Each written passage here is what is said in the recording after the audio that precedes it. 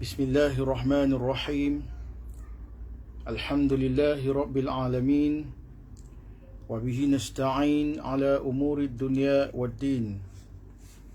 Wa usalli wa usallim ala habibina al-Mustafa Muhammad ibn Abdullah wa alihi wa ashabihi wa mawalah, amma ba'd. Assalamualaikum warahmatullahi wabarakatuh.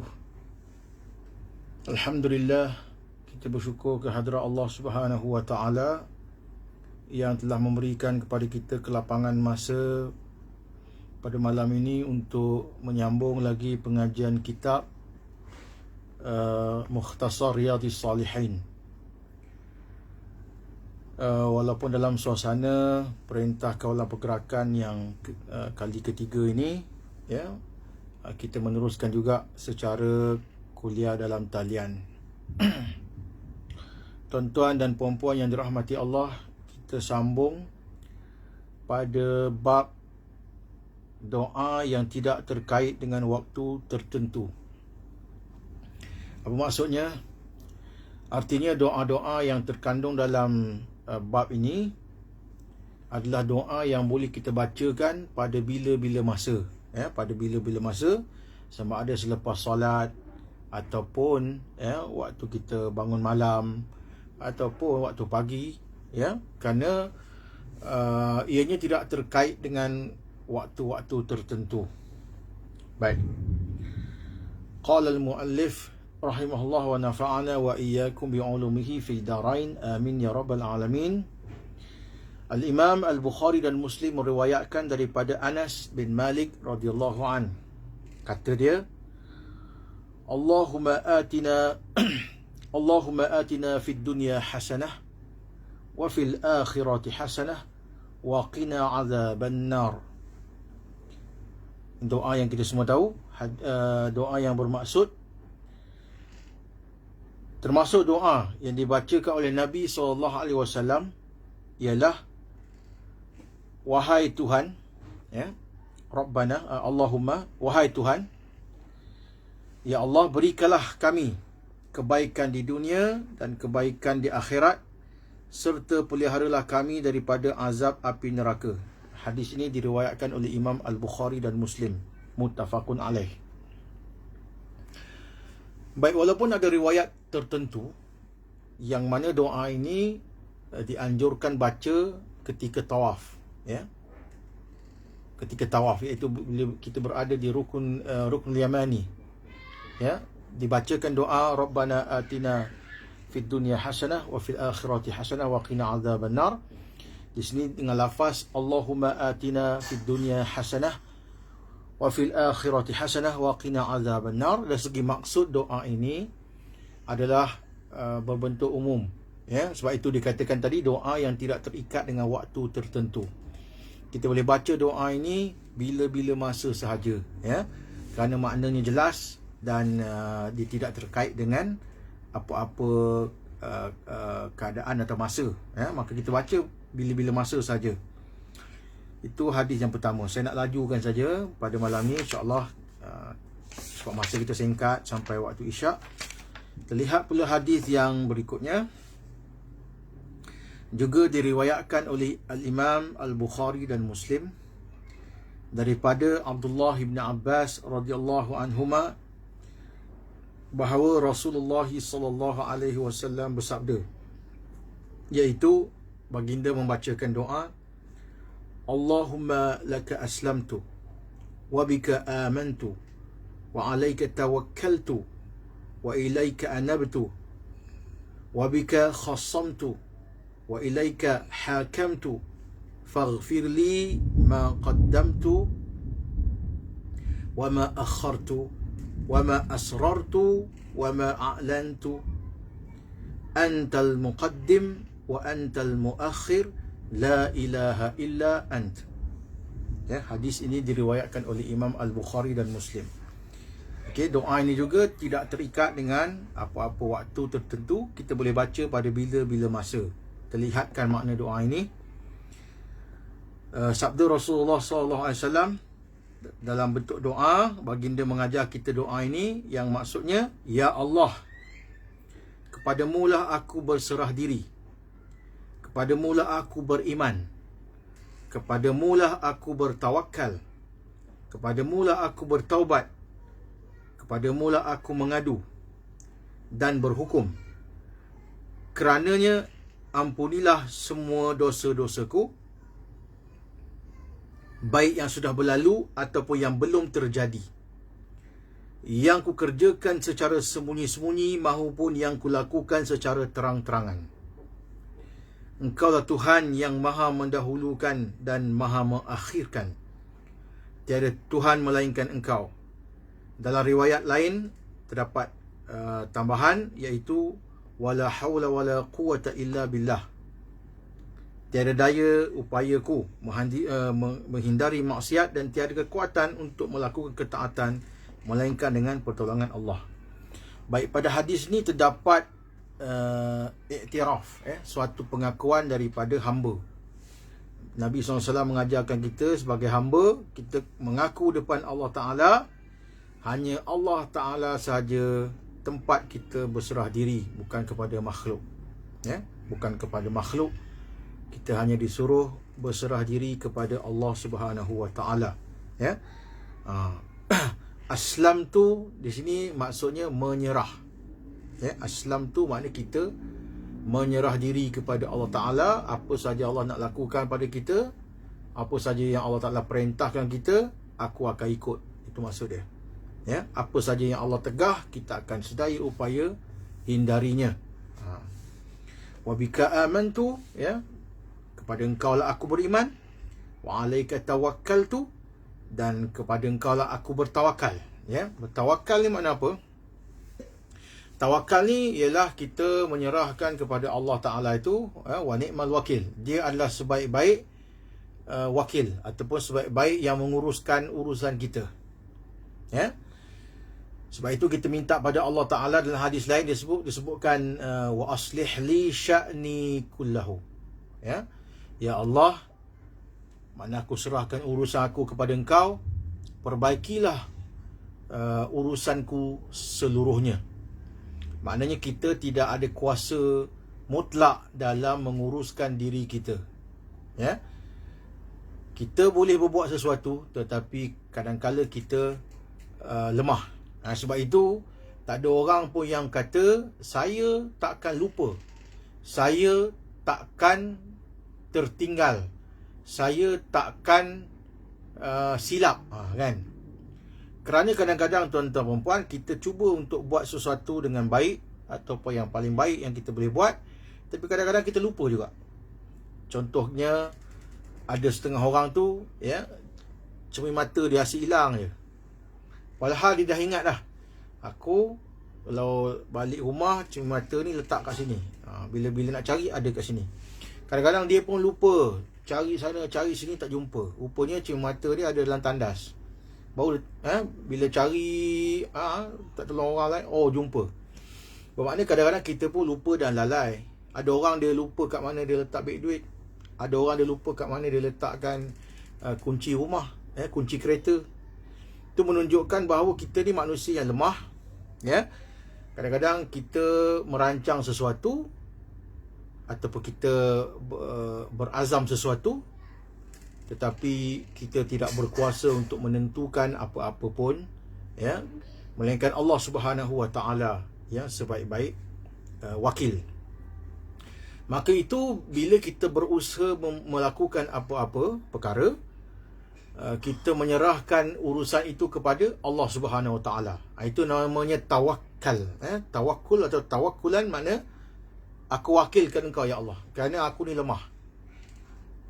Aku boleh rancang begini, aku boleh rancang begitu, tapi tak semestinya menjadi. Kadang-kadang aku lupa, kadang-kadang aku silap, dan aku tidak boleh kontrol supaya apa yang aku nak tu mesti dapat. Maka di sinilah datang sifat redha. Redha dengan ketentuan Allah Subhanahu Wa Ta'ala. Bila kita berusaha, kita bertawakal, apa saja yang berlaku kita terima dengan redha. Itu dia tawakal. Kepada Engkau lah aku bertawakal. Kemudian disebutkan wa ilaika anabtu. Kepada Engkau lah, kalau ikutkan makna anabtu ni makna kembali. Sebab itu dia terjemah sini makna bertaubat. Ya, taubat dalam bahasa Arab makna kembali. Taubah hiya rujuk'. Taubat itu maknanya kembali. Sama maksud dengan inabah, ya. Jadi bila disebutkan wa ilaika anabtu, dengan maksud aku kembali kepada engkau, aku bertaubat kepada engkau, kepadamu. Kemudian disebut wabika khasamtu. Kalau ikutkan perkataan khusumah ni makna adu domba ataupun mengadu, ya, membawa khabar, ya. Kita jumpa kat satu orang, kita kata pada dia tentang kita ni telah dianiaya oleh orang lain, ya, fulan. Kita pun cerita pada satu orang, ya, cerita pada dia, aku kena macam ni, orang tu tipu, buat begitu. Itu dipanggil khusum, dipanggil mengadu lah, ya. Sebab itulah kita jumpa hadis-hadis di mana sahabat ni khasamtu ila Rasulillah sallallahu alaihi wasallam, ya, iaitu ada orang datang mengadu kes kepada Nabi sallallahu alaihi wasallam tentang pertelingkahannya dengan orang itu. Jadi itu bahasa harian lah. Bila disebut wabika khasamtu dengan apa, ini bermaksud aku mengadu, ya, aku membuat aduan, ya, buat report, ya, kepada engkau. Maknanya aku walaupun ada masalah dengan manusia, ya, walaupun ada manusia lain yang aku boleh minta tolong, aku mengadu hal, tetapi yang sebenarnya engkaulah tempat aku mengadu, tempat aku meluahkan. Khasam tu, ya. Wa ilaika hakamtu, dan kepada engkaulah aku berhukum. Maknanya aku tak memakai hukum manusia atau hukum yang ditentukan oleh makhluk. Aku berhukum dengan hukum yang ditentukan oleh engkau, ya Allah. Baik. Kemudian dia kata, atas semua perkara tadi, semua perkara-perkara yang aku sebutkan tadi, ya, dia bertawassul lah. Kalau ikutkan di sini, bertawassul maknanya dijadikan kebaikan-kebaikan yang dilakukan tadi sebagai perantara untuk dia minta sesuatu kepada Allah Ta'ala. Apa yang dia minta? Faghfirli, ya, aku buat begini kepada engkau, ya Allah, aku bersikap begini, aku begini, ya Allah, aku minta ampunkan aku. Itu yang dia nak. Jadi kita diajar oleh Nabi SAW, sebelum kita nak minta ampun, kita disuruh melakukan iktiraf, ya, iktiraf, iaitu ya Allah, aku berserah pada engkau, ya Allah, aku mengharapkan engkau, ya Allah, aku begini, aku begitu, dengan engkau aku berhukum, dengan engkau begini, tawakal apa semua, ampunkanlah dosa aku. Macam tu. Jadi sebelum kita nak minta ampun, dari segi adabnya, ta'adduban, dari segi beradab, kita minta pada Allah Ta'ala dengan cara tadi, ya.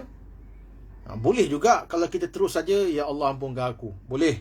Tapi di sini adab yang diajarkan oleh Nabi SAW, kita nyatakan dulu apa hak-hak Allah yang kita tunaikan, ya. Engkau aku sembah engkau, ya Allah, hanya Kau Tuhan, tidak Tuhan yang lain. Memuji-muji Allah SWT, melakukan iktiraf, ya, pengakuan, ikrar dan sebagainya.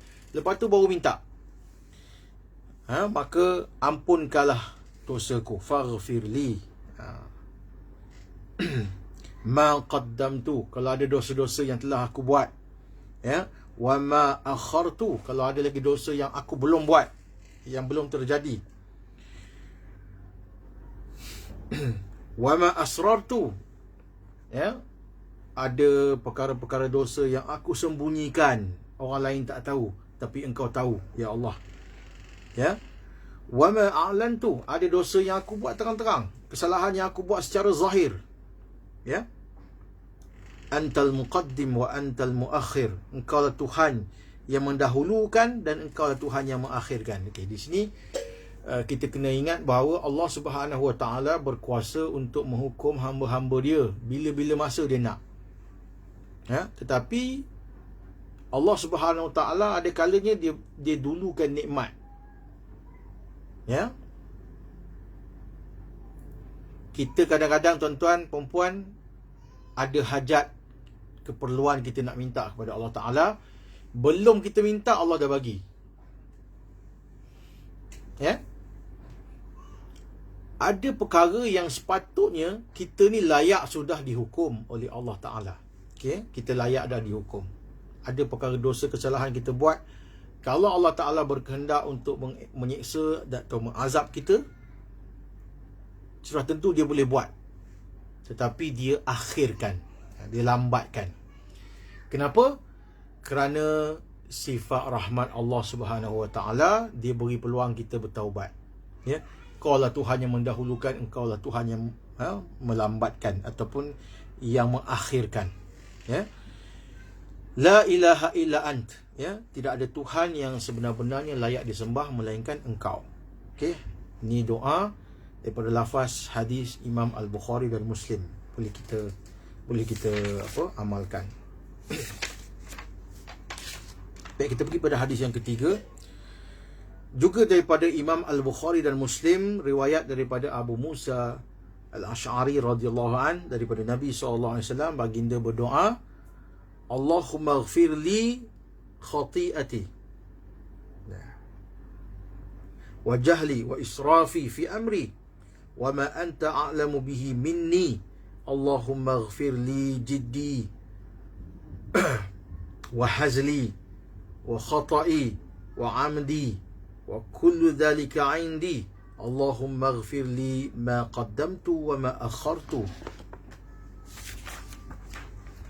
wa ma asrartu wa ma a'lantu wa ma anta a'lamu bihi minni.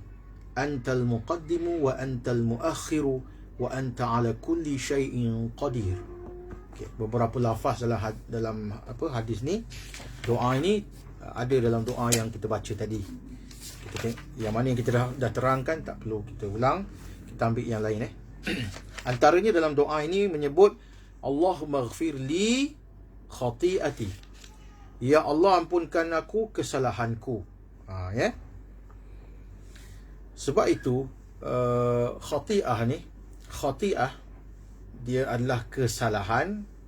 Dan kesalahan ni kalau ikutkan, ada perkara yang kita buat secara tersilap. Al-khata'u wa nisyan wa mastukrihu alaih. Dalam hadis lain, sebenarnya perkara yang kita tersilap ni tak dikira dosa. Tapi tengok keadaan silap tu macam mana lah. Ya? Kadang-kadang kita ni tersilap. Tersilap, terlupa. Maka Nabi SAW mengatakan semua itu tidak dikira dosa. Ya? Inna Allah tajawaza li an ummati al-khata' wa nisyan wa mastukrihu alaih. Kalau kita tersilap, kita terlupa, kita dipaksa buat oleh orang. Orang paksa kita buat benda jahat, sedangkan kita tak mau buat. Semuanya dikira tak berdosa. Tetapi yang dimasukkan dengan khati'ah di sini adalah kesalahan, ya, dosa. Boleh jadi perkara itu kita buat dalam keadaan kita tahu, kita sedar. Tapi Nabi SAW ajar kita beradab dengan Allah Ta'ala. Kita sebutkan kesalahan itu sebagai khati'ah, ya, khati'ati. Maknanya kita nak minta Allah Ta'ala ampunkan kita. Ya Allah, yang ni aku tersilap, ampunkan aku, ya, perkara yang aku tersilap. Kerana suatu perkara yang menjadi kesilapan, kita tak sengaja buat, Allah ampun. Walaupun perkara itu kita buat dengan sengaja pun, dalam keadaan sedar, bukan lupa, kita disuruh oleh Nabi SAW sebut khati'ati, ya, ini perkara aku, kesalahanku, kesilapan aku. Dianggap kesilapan walaupun kita buat sengaja, ya. Kemudian disebut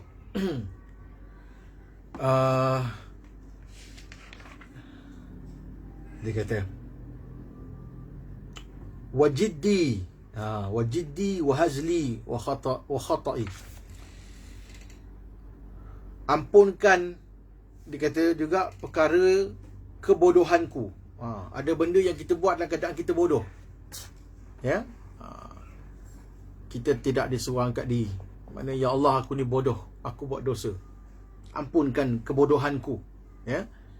Kemudian kelakuanku yang melampaui batas, dan semua dosaku yang engkau mengetahuinya daripada diriku sendiri. Okey. Wama, dia kata, anta a'lamu bihi minni. Anta a'lamu bihi minni. Ada perkara yang Allah kau lagi tahu daripada aku. Maknanya mungkin ada kesalahan dosa yang kita buat, kita pun dah tak ingat. Ya, ataupun ada perkara dosa yang kita buat dalam keadaan kita tak sedar. Bila kita tak sedar, kita pun tak tahu perkara yang kita buat tu salah. Engkau lebih tahu ya Allah, aku tak tahu, aku tersalah. Ya, ampunkan dosa yang itu. Ya, ada dosa yang kita tahu kita buat tu salah, ada perkara dosa yang kita buat kita tak tahu salah. Yang itu semua sekali engkau ampunkan ya Allah. Ya, kemudian dia sebut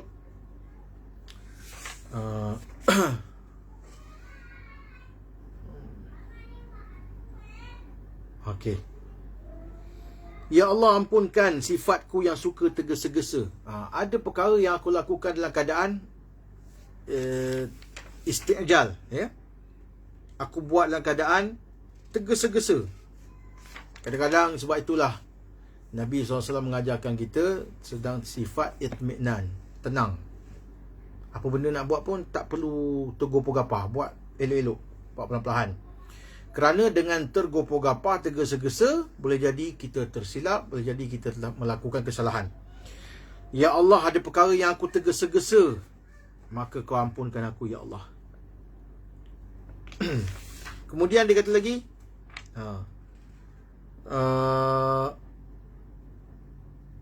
ya Allah, ampunkan perkara yang aku lengah-lengah. Ni satu lagi.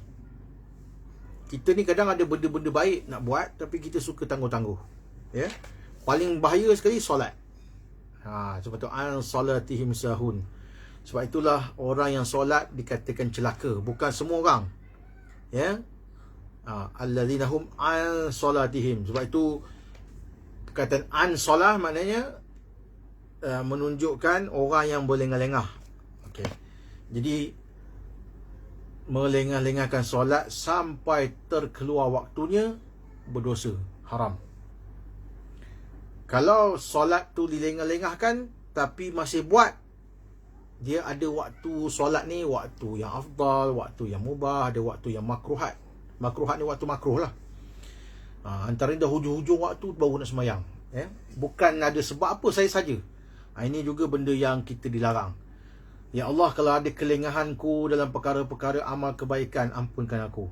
Ya, kelengah-lengah, perbuatan melengah-lengahkan ni boleh jadi macam-macam lah. Ada kala manusia ni nak bersedekah, tangguh. Ya, nak baca Quran, lengah-lengah, lambat-lambat lah, tak buat. Jadi kalau itu dikira sebagai satu kesalahan, ya Allah, ampunkan aku. Ya, kerana apa kita cakap macam tu? Sebab ada perkara-perkara lain, hal-hal dunia yang kita bersegera, kita boleh buat cepat-cepat.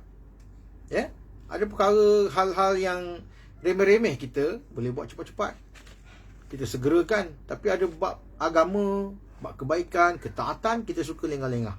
Ya Allah, ampunkan aku. Ampunkan kekeliruanku, dosaku yang disengajakan.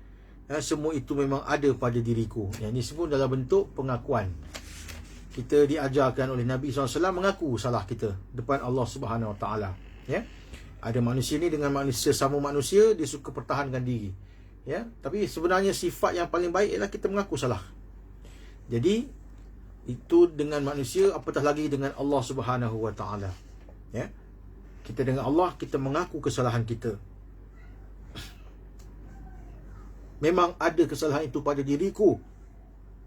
Ya Allah, dia kata, ampunilah segala dosaku, baik yang sudah berlalu ataupun yang belum berlaku. Ya, ada dosa aku yang lepas, ada dosa aku yang mungkin akan datang yang aku tak tahu. Ampunkan aku. Walaupun benda belum berlaku pun, kita minta ampun pada Allah Ta'ala. Minta maknanya dengan maksud, semoga perkara itu terhindar daripada aku lakukan. Okey. Kemudian dia kata, yang ku kerjakan secara sembunyi-sembunyi, yang tadilah macam kita terangkan tadi. Ada dosa-dosa yang aku lakukan secara terang-terangan. Dosaku yang lebih engkau mengetahuinya daripada diriku. Engkaulah Tuhan yang maha mendahulukan dan maha mengakhirkan. Engkaulah Tuhan yang maha berkuasa atas segala sesuatu. Baik.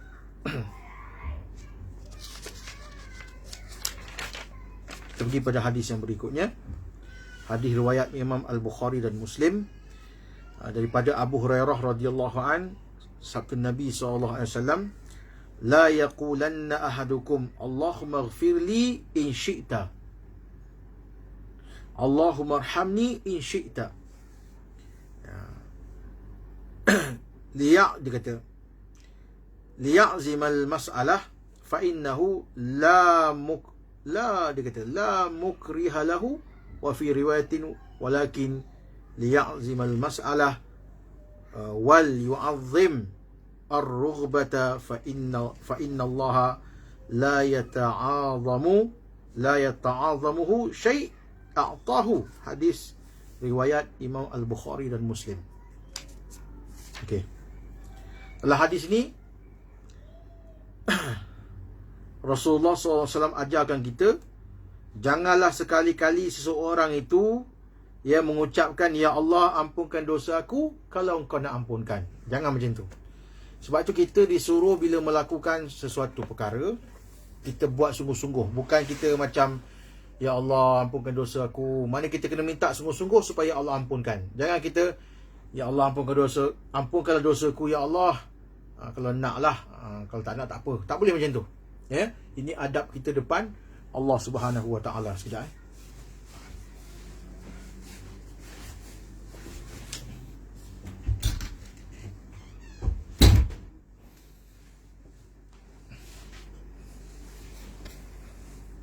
Okey. Kita disuruh berazam dalam perkara ketaatan, perkara pengampunan, minta pada Allah Ta'ala, minta sungguh-sungguh. Bukan minta dalam keadaan macam disebut tadi lah, kalau nak ampunkan aku ya Allah, ampunkanlah. Kalau kau nak, tak boleh macam tu. Kita disuruh minta ampun kepada Allah Subhanahu Wa Ta'ala, minta sungguh-sungguh, bukan dengan insyita.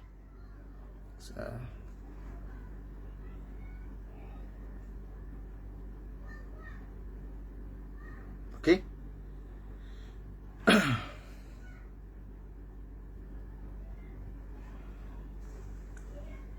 Janganlah seseorang kamu berkata, ya Allah ampunkan aku sekiranya engkau mahu.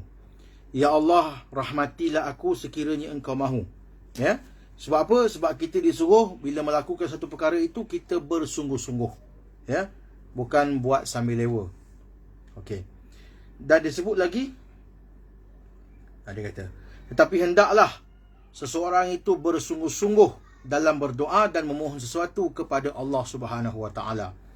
Kerana tiada sesuatu pun yang diberikan oleh Allah, ya, yang tidak ada sesuatu pun yang diberikan oleh Allah Taala yang nilainya besar di sisi Allah Subhanahu Wa Taala.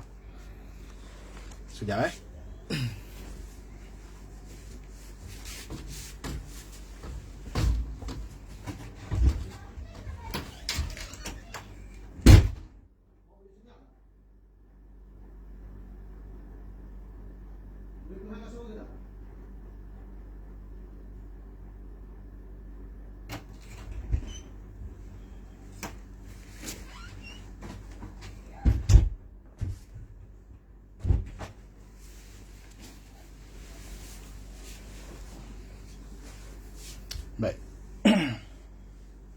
Itu pengajaran daripada hadis yang kita baca tadi. Nabi SAW melarang kita daripada bila minta ampun dan minta rahmat Allah Ta'ala, minta secara sambil lewa. Kita disuruh minta bersungguh-sungguh.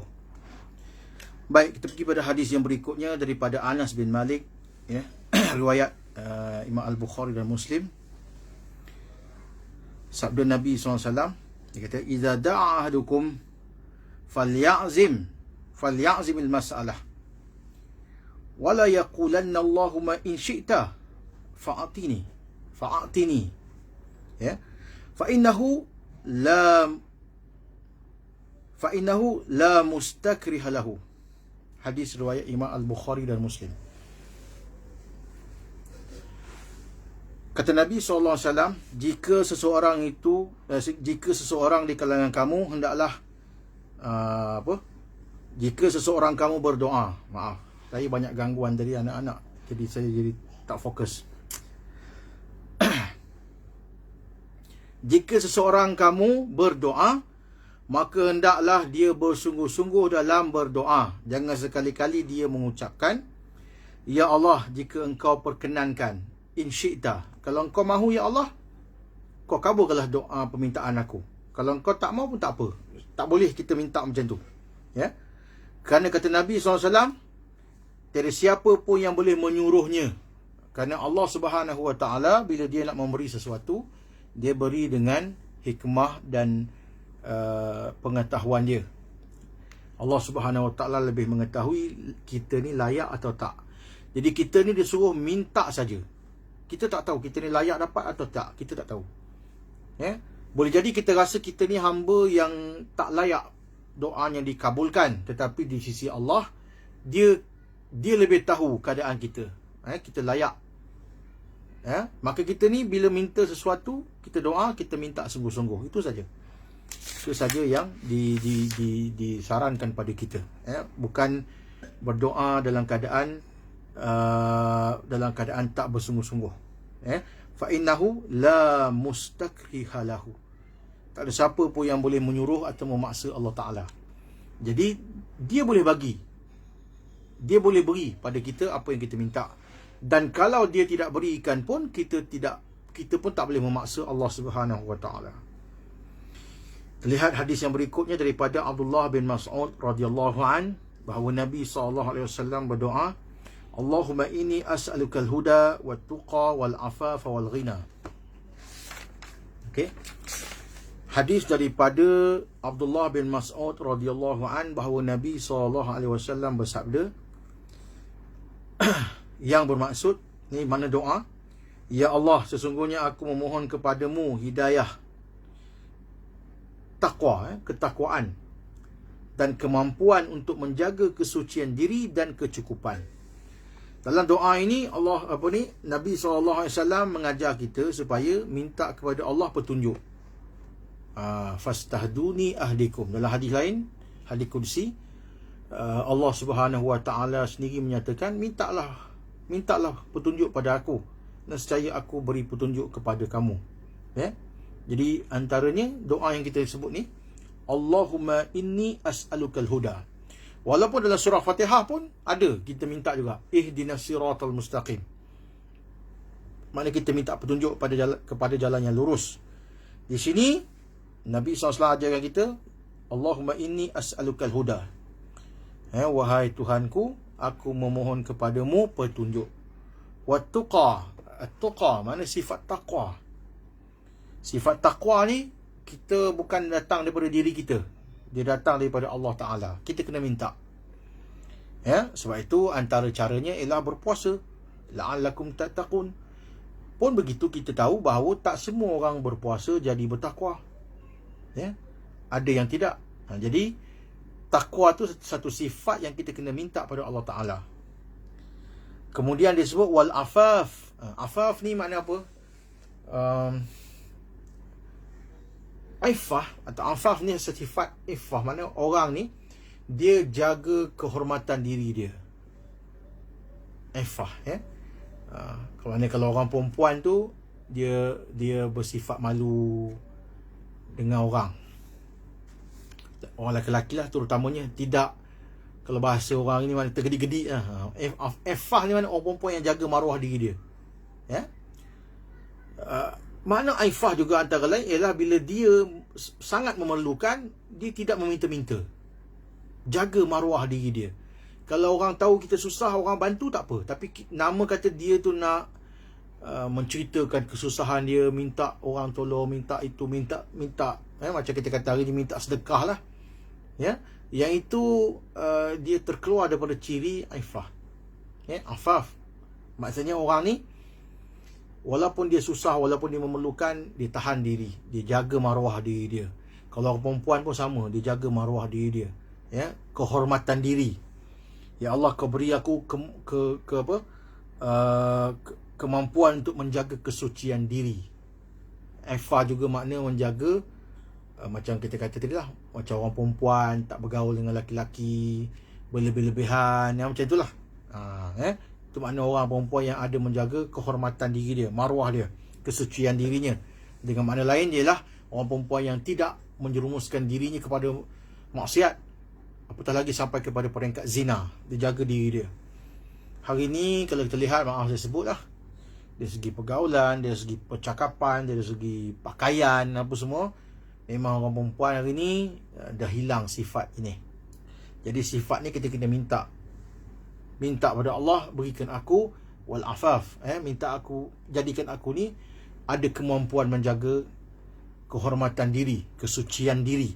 Termasuk orang lelaki pun sama. Tapi kita kata dalam hal ni banyak, mungkin lebih pada orang perempuan lah. Tapi orang lelaki pun disuruh menjaga kehormatan diri dia.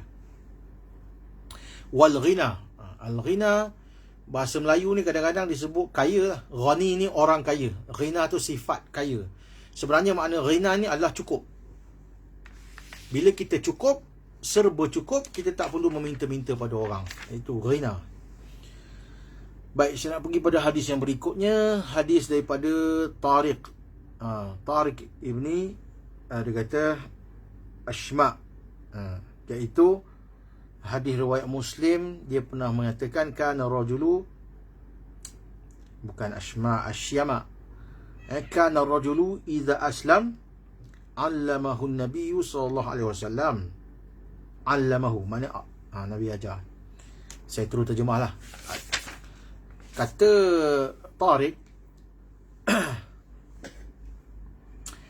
ada satu orang lelaki masuk Islam, lalu Nabi SAW ajarkan dia salat. Dia kata allamahu an-nabiy sallallahu alaihi wasallam as-salata thumma amarahu an yad'uwa bihaula kalimat Allahumma ighfir li warhamni wahdini wa'afini warzuqni. Wa fi riwayat li Muslim an Tariq aidan, juga di hadis riwayat Tariq, annahu sami'a an-nabiy sallallahu alaihi wasallam atahu rajulun faqala ya Rasulullah kaifa aqulu hina as'alu rabbi qala qul Allahumma ighfir li warhamni wa'afini warzuqni wa yajma'u asabi'ahu illa al-ibham fa inna haula tajma'u laka dunyaka wa akhiratak. Okey, hadis riwayat Muslim. Mana Nabi SAW ajarkan pada satu orang yang baru masuk Islam, bila solat baca doa ni. Ataupun satu riwayat tadi kata dia yang tanya pada Nabi SAW, wahai Nabi, kalau aku nak berdoa, nak minta pada Tuhanku, apa yang aku kena cakap? Dan Nabi SAW ajarkan doa yang kita baca tadi. Kita lihat makna doa ni lah, iaitu okay, makna doa ini, ya Allah, berikanlah aku kemampuan, berikanlah aku keampunan. Allahumma ighfirli, berikanlah aku keampunan, rahmat, hidayah, kesihatan dan rezeki. Ada setengah riwayat kata ni doa yang dibaca ketika duduk antara dua sujud. Macam kita Allahumma arhamni wajibuni warfa'ni warzuqni wahdini wa'afini wa'fu anni. Itu tu. Jadi lafaznya ada pelbagai, antara yang kita boleh baca doa yang kita baca tadilah. Warhamni wa'afini warzuqni. Baik. Doa ini diajarkan oleh Nabi SAW, supaya dibaca dalam solat. Jadi sebab itu para ulama kata bacanya ketika mana? Ketika duduk antara dua sujud. Okey, hadis riwayat Muslim. Satu lagi hadis riwayat Muslim. Dia kata hadis daripada Abdullah bin Amr, anak kepada Amr bin As radhiyallahu anhuma. Dia kata bahawa Rasulullah SAW pernah berdoa, Allahumma musarrifal qulub, sarrif qulubana ala ta'atik. Ini pun perkara yang kita kena ingatlah. Kita ni hati kita biasa berubah-ubah. Jadi antara doa yang diriwayatkan oleh Abdullah bin Amr radhiyallahu anhuma, bahawa Nabi SAW ajar kita doa ini, ya Allah, Tuhan yang selalu, Tuhan yang membolak-balik, yang menukar, merubah, musarrif maknanya dia tukar, merubah hati, Tuhan yang, terjemahannya, membolak-balikkan hati. ya, tetapkanlah hatiku untuk mentaatimu. Sebab tu kadang-kadang kita ni bertukar-tukar, ya, kadang nak buat baik, kadang buat jahat. Wahai Tuhan yang merubah-rubah hati manusia, tetapkan hati aku supaya melakukan ketaatan kepadamu. Baik, hadis yang terakhir untuk malam ni daripada Abu Hurairah radhiyallahu an, katanya bahawa Rasulullah SAW berdoa, Allahumma aslih li dini alladhi huwa ismatu amri wa aslih li dunyaya allati fiha ma'ashi wa aslih li akhirati allati fiha ma'adi waj'alil hayata ziyadatan li fi kulli khairin waj'alil mauta rahatan li min kulli syarr. Hadis riwayat Muslim.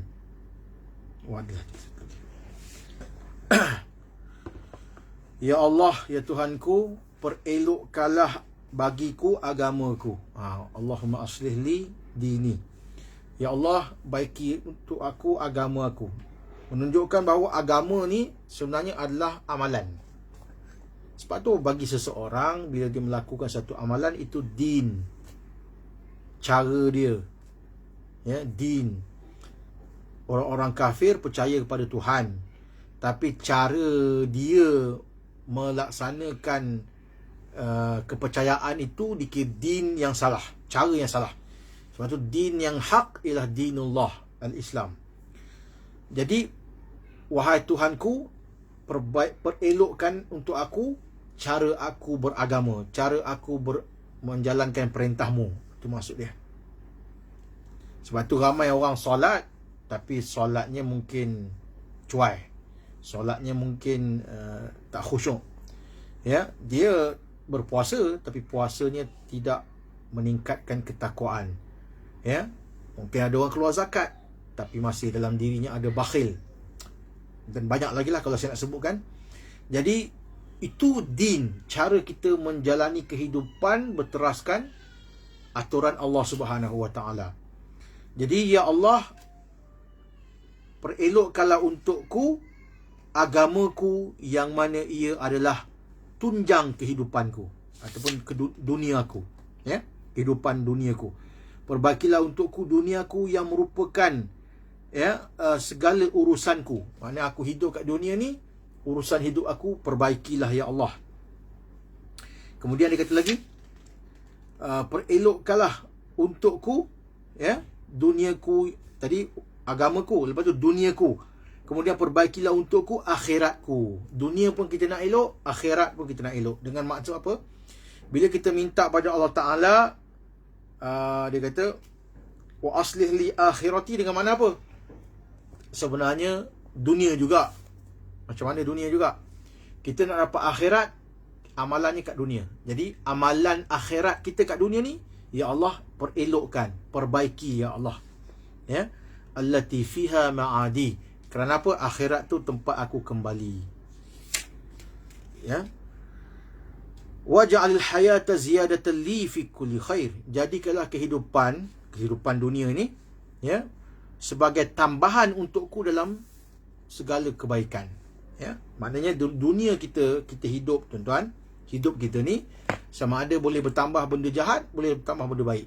Tapi kita minta pada Allah Ta'ala, ya Allah, kehidupan duniaku ini tambahkanlah kebaikan, ya. Waj'alil mauta rahatan li min kulli syarr. Dan jadikanlah matiku ini rehat untukku daripada segala kejahatan. Maknanya, kalau kita hidup panjang umur, banyak buat jahat, baik kau matikan aku ya Allah daripada aku melakukan kejahatan yang banyak. Jadi sebelum kita lagi banyak buat jahat, matikan aku ya Allah. Jadikan kematianku penutup aku daripada melakukan kejahatan-kejahatan. Itu makna doa ni lah. Azan dah. Jadi tuan-tuan dan puan-puan, saya mohon maaf kalau ada gangguan-gangguan tadi. Sekadar itu yang dapat saya sampaikan. InsyaAllah ada kesempatan yang lain, kita akan sambung lagi pada tajuk yang berikutnya, iaitu memberi salam dan adab-adabnya. Adab-adab memberi salam. aqulu qawli hadha wa astaghfirullah li wa lakum wa lisairil muslimina wal muslimat fastaghfiruh innahu huwal ghafurur rahim.